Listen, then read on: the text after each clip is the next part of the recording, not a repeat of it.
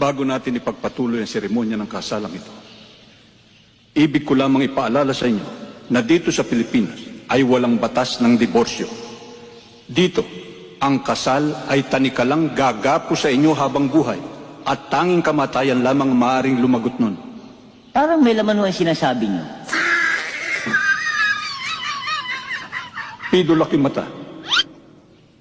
Tinatanggap mo ba na bukal sa loob mo na makaisang dibdib ang babaeng ito na iyong mamahalin, paglilingkuran, makakasama bilang asawa mo habang buhay?